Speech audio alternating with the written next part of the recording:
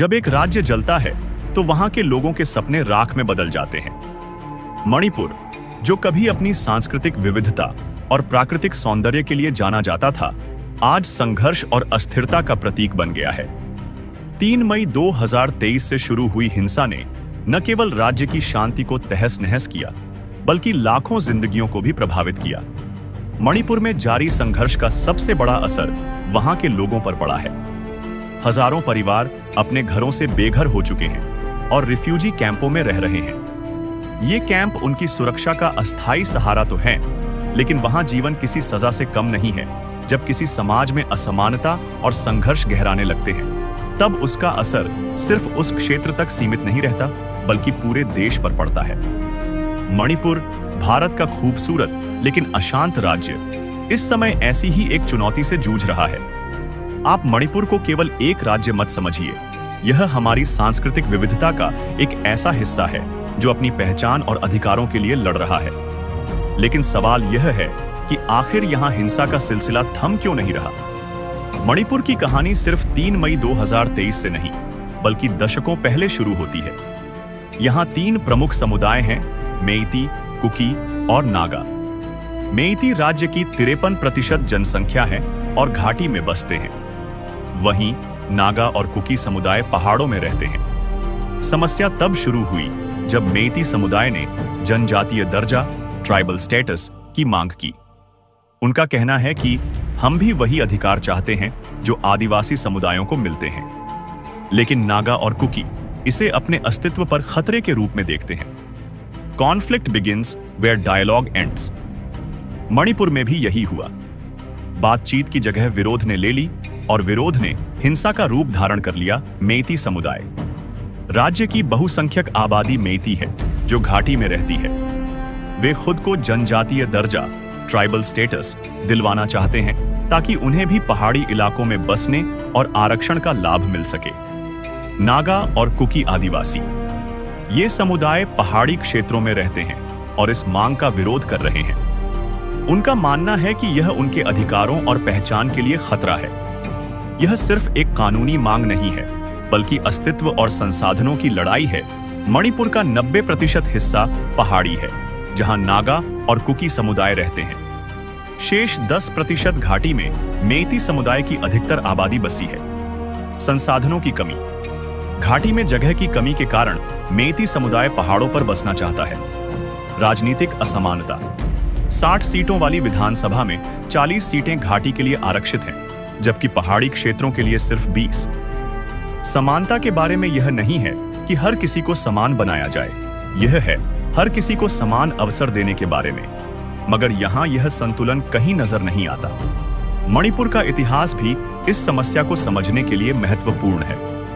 15 अक्टूबर 1949 को मणिपुर का भारत में विलय हुआ, लेकिन इससे पहले यह एक स्वतंत्र रियासत थी।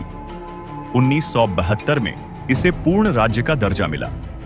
अंग्रेजी हुकूमत के दौरान ईसाई मिशनरियों ने यहां बड़ी संख्या में चर्च और स्कूल स्थापित किए, जिससे आदिवासी क्षेत्रों में शिक्षा और जागरूकता बढ़ी। लेकिन इससे उनकी अलग पहचान की भावना भी प्रबल हुई।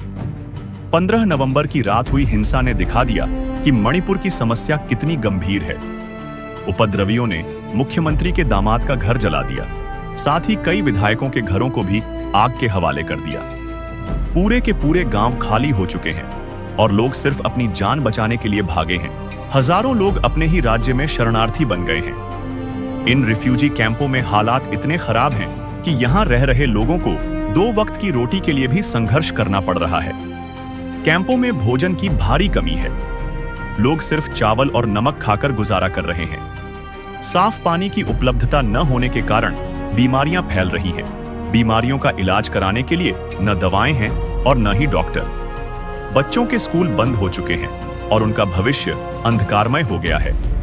घरों को जलते हुए देखना, अपनों को खोना और अनिश्चित भविष्य ने लोगों के मानसिक स्वास्थ्य को गहरा नुकसान पहुंचाया है। रिफ्यूजी कैंपों में रह रहे लोगों की स्थिति बेहद खराब है। एक पिता ने कहा, मेरे बच्चे मुझसे पूछते हैं कि हम घर कब लौटेंगे, लेकिन उनको कैसे बताऊं कि हमारा घर नहीं रहा, उसे मेरे आंखों के सामने जला दिया गया और हम जान बचाकर भाग रहे हैं। कैंप में महिलाओं और बच्चों की सुरक्षा एक बड़ी चिंता है। कैंपों में न बिजली है न साफ पानी। मणिपुर की समस्या का समाधान कठिन है लेकिन असंभव नहीं। संवाद और शांति वार्ता, सभी समुदायों को साथ लाकर बातचीत शुरू करनी होगी। कानून का सख्ती से पालन, हिंसा को रोकने के लिए कड़े कदम उठाने होंगे। आर्थिक पुनर्वास, विस्थापित परिवारों के पुनर्वास और रोजगार की व्यवस्था करनी होगी। शिक्षा और जागरूकता, बच्चों और युवाओं को शिक्षा और रोजगार के अवसर देकर उनकी ऊर्जा को सही दिशा में मोड़ा जा सकता है। एकता का संदेश, मणिपुर के लोगों को यह भरोसा दिलाना होगा कि पूरा देश उनके साथ खड़ा है। भले ही मणिपुर में हिंसा ने लाखों जिंदगियों को प्रभावित किया हो, लेकिन उम्मीद अभी बाकी है। रिफ्यूजी कैंप के युवा कहते हैं, हम चाहते हैं कि हमारे बच्चे स्कूल जाएं। हम नहीं चाहते कि वे भी इस हिंसा का शिकार बने। यह दिखाता है कि लोग बदलाव के लिए तैयार हैं और शांति की ओर बढ़ना चाहते हैं। हम क्या कर सकते हैं? जागरूकता बढ़ाएं। मणिपुर की समस्या को एक राज्य का नहीं बल्कि राष्ट्रीय मुद्दा समझें। मदद पहुंचाएं। रिफ्यूजी कैंपों के लिए आर्थिक और सामुदायिक मदद करें। संदेश फैलाएं। इस मुद्दे पर चर्चा करें और जागरूकता फैलाएं। चुप्पी साधकर इस समस्या का समाधान नहीं होगा। इस कहानी को ज्यादा से ज्यादा लोगों तक पहुंचाएं और बदलाव का हिस्सा बनें। लाइक करें, शेयर करें और चैनल को सब्सक्राइब करें। साथ मिलकर हम मणिपुर को फिर से शांति की ओर ले जा सकते हैं। आओ मिलकर दर्द को उम्मीद में और अराजकता को एकता में बदलें। See you in the next video. Till then, stay united, stay strong.